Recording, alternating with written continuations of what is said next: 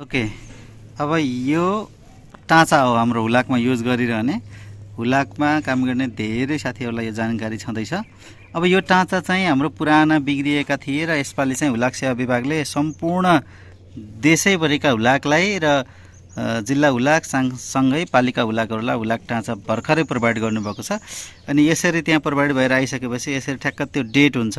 जस्तै district post office Gorkha Nepal, अनि date चाहिँ 2026 जनवरी 11 भनेर, अनि 40109 चाहिँ यो हाम्रो गोर्खा डिस्ट्रिक्ट पोस्ट अफिसको ठ्याक्कै गोर्खाको चाहिँ पोस्टल कोड हो। गोर्खाको खास गरी गोर्खा नगरपालिकाको, गोर्खाभरि फरक फरक पालिकाको फरक फरक पोस्टल कोड हुन्छ।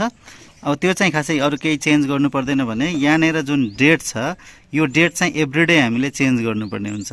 2026/01/11 भनेर यो आजको हो भने अब 12 को चाहिँ कसरी, भोलिको डेट चाहिँ कसरी मिलाउने भन्दाखेरि अब यहाँनिर हाम्रो प्रदीप दाइले यसो देखाउनुहुन्छ। ल दाइ यसलाई ठ्याक्क चेन्ज गरेर देखाउनु त, बसेर देखाइदिनु ल। ओके, त्यसलाई पहिला कता खोल्नु पर्यो, त्यो खोल्नु पर्यो है।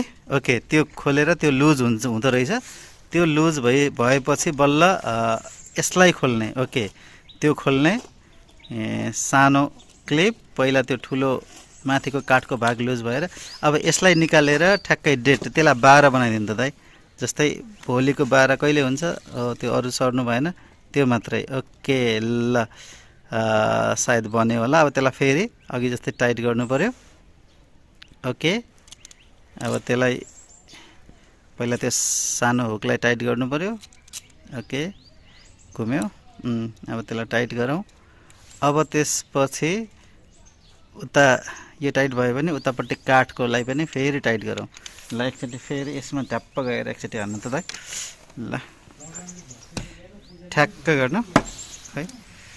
ओके, 2026 जनवरी 12 भनेर, यो भन्दा अगाडि जनवरी 11 थियो। यसरी हामीले यसलाई प्रयोग गर्न सक्छौँ।